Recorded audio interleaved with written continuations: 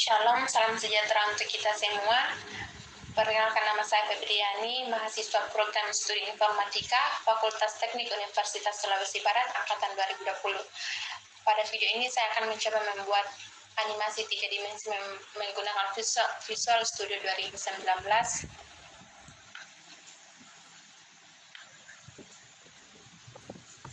Di mana kita di sini akan membuat project baru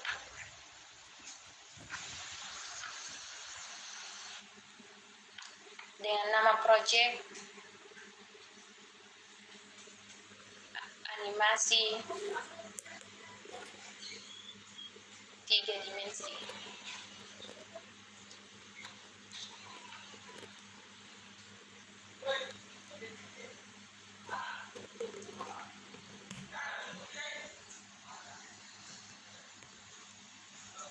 Di sini kita akan mengubah debug menjadi rilis dan ukurannya menjadi 64. Kemudian pada source file kita tambahkan item baru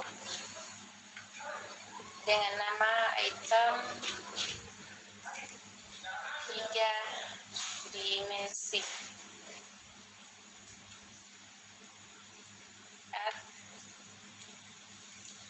Nah, sebelum menambahkan source code, kita akan kopikan file library dan include.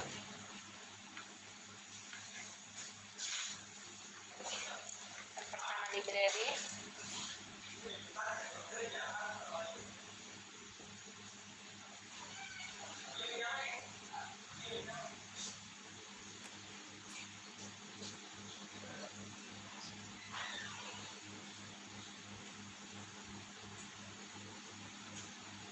kita kopikan di sini.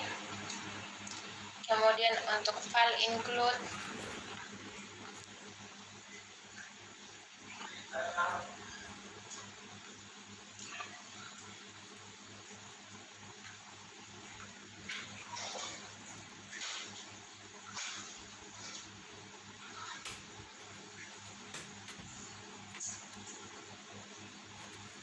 kita kopikan dalam folder animasi 3D. Kita kembali ke Visual Studio 2019. Kemudian di sini kita akan menambahkan source code-nya.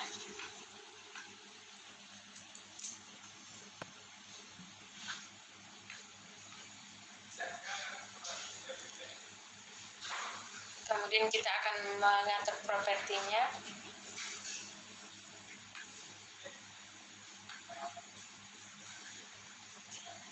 Pada VC++ directory kita ubah include directory dengan alamat dari file include kita.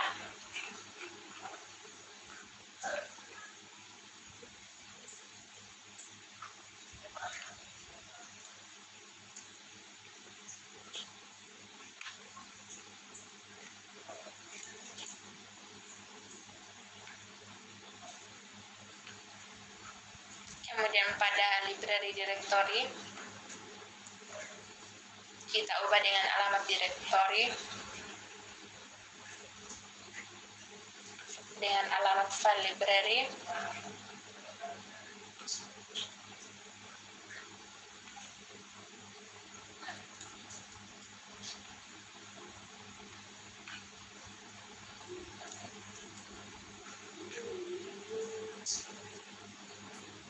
Kemudian pada linker kita klik input dan kita ubah di sini menjadi freeload.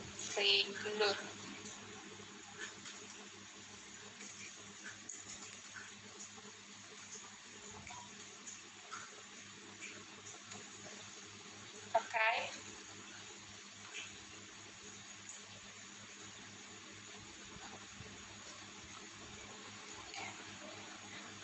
Kemudian kita akan coba mengetes apakah ada masalah dengan project kita.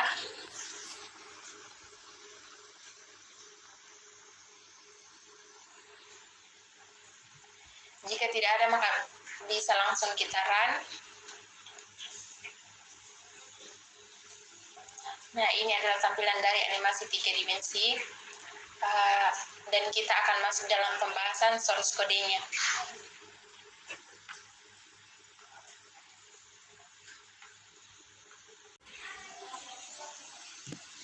Nah, untuk source code-nya, pada source code yang pada awal source code include Windows.h itu adalah perintah untuk pewarnaan Windows, kemudian include gl.h itu untuk memanggil perintah library dari GLUT, kemudian masuk dalam global variable. Pada chart title di sini kita dapat menambahkan nama atau judul dari project atau frame kita, di mana namanya yang saya tambahkan di sini adalah 3D object bintang. Kemudian GL float star mengatur sudut rotasi objek. Kemudian berikutnya integer refresh mil sama dengan 8 itu mengatur waktu pengulangan setiap milidetik, di mana di sini itu setiap 8 milidetik. Kemudian masuk dalam inisialisasi grafik OpenGL. GL color di sini itu untuk mengatur warna latar belakang. Kemudian berikutnya GL color depth 1,0f menyetel kedalaman latar belakang ke terjauh. Kemudian GL enable GL depth test mengaktifkan pengujian terhadap alkaling. Berikutnya ada GL depth fun, GL liquid mengatur jenis uji kedalaman. Kemudian GL shade mode, di mana GL-nya itu adalah GL smooth, menambahkan bayangan halus. Kemudian GL hint, GL perspective correction hint, GL nice, mengoreksi objek pada sudut pandang yang bagus. Kemudian void display ini adalah perintah untuk menampilkan objek 3 dimensi. GL color-nya, GL color buffer bit dan GL depth buffer bit mengatur warna objek dan kedalaman yang jernih. Kemudian berikutnya ada GL matrix mode, GL model view memberikan perintah untuk beroperasi pada model view matrix. Kemudian GL load identity itu menyetel ulang model view matrix. Kemudian GL translative mengatur waktu pindah dan masuk ke layar baru. Kemudian untuk GL rotatif itu untuk mengatur waktu putaran pada objek, mengatur waktu putaran objek pada sumbu.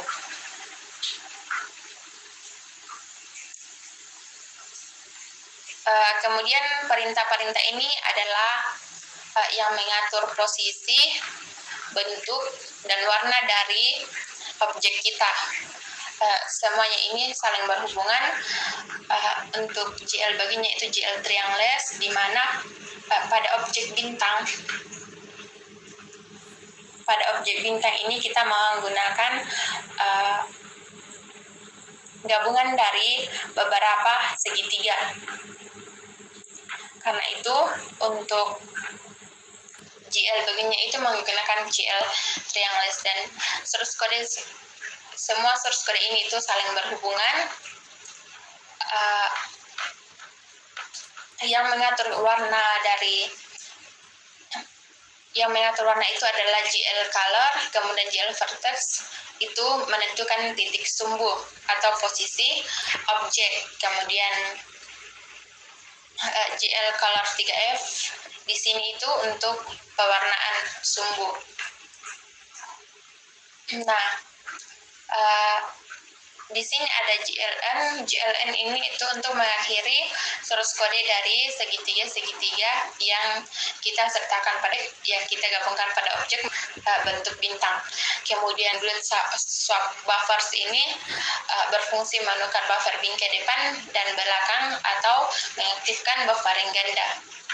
Kemudian untuk start 0,50F ini itu mengatur kecepatan sudut rotasi. Semakin besar angka yang dimasukkan, semakin cepat kecepatan rotasinya. Sebaliknya, semakin kecil angka yang dicantumkan, semakin lambat putaran rotasinya. Kita akan mencoba memutar animasi 3 dimensi kita menggunakan kecepatan 0,50F. Kecepatannya seperti ini. Kemudian jika saya ubah kecepatannya menjadi lebih kecil, maka putaran animasinya juga akan semakin lambat. Kita perhatikan.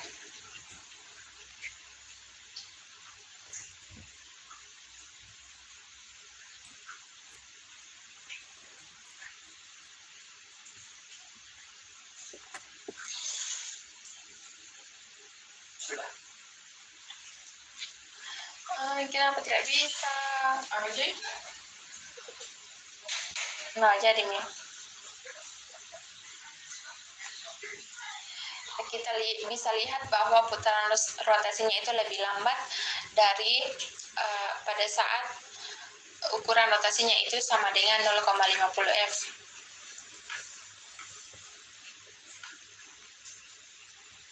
Kemudian berikutnya ada void timer, di mana ini dipanggil kembali pada saat timer awal habis. Glut post redisplay itu posting permintaan pengecatan ulang untuk mengaktifkan tampilan kembali. Kemudian untuk glut timer fun, panggilan waktu berikutnya saat timer habis.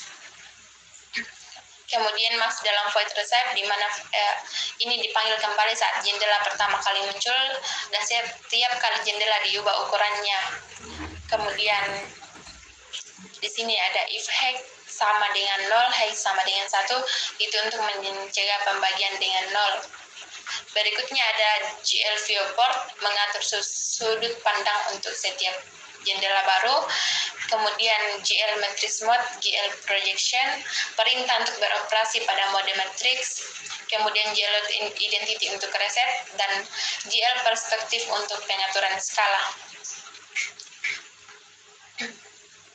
Fungsi utama glut dijalankan sebagai aplikasi konsol dimulai dari main. Di sini ada glut init dan ARGC ARGV. Ini adalah inisialisasi dari glut. Kemudian glut init display-nya glut double mengaktifkan mode buffer ganda. Kemudian glut init Windows size-nya ukurannya itu 1000. Glut init Windows ini itu menetapkan lebar dan tinggi awal jendela. Kemudian glut init Windows position memposisikan pojok kiri atas jendela. Kemudian glut create Windows title itu untuk membuat jendela dengan judul yang diberikan. Kemudian glut display punch atau display mendaftarkan callback handle untuk event window refine. Kemudian glut receive fun mendaftarkan callback handler untuk ukuran ulang jendela. Kemudian init GL, inisialisasi OpenGL kita sendiri. Kemudian glut timer punch, itu panggilan pertama segera. Kemudian glut main loop, memasukkan loop pemrosesan yang tak terbatas. Dan kemudian return di sini itu adalah akhir dari resource kita, ditutup dengan kurung kurawal penutup.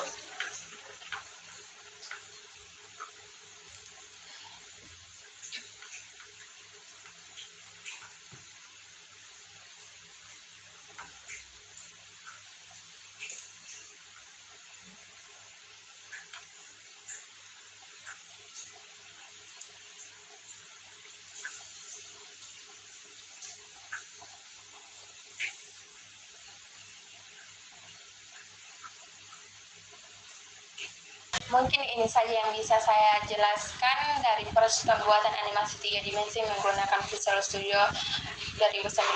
Kurang dan lebihnya mohon dimaafkan. Sekian dan terima kasih.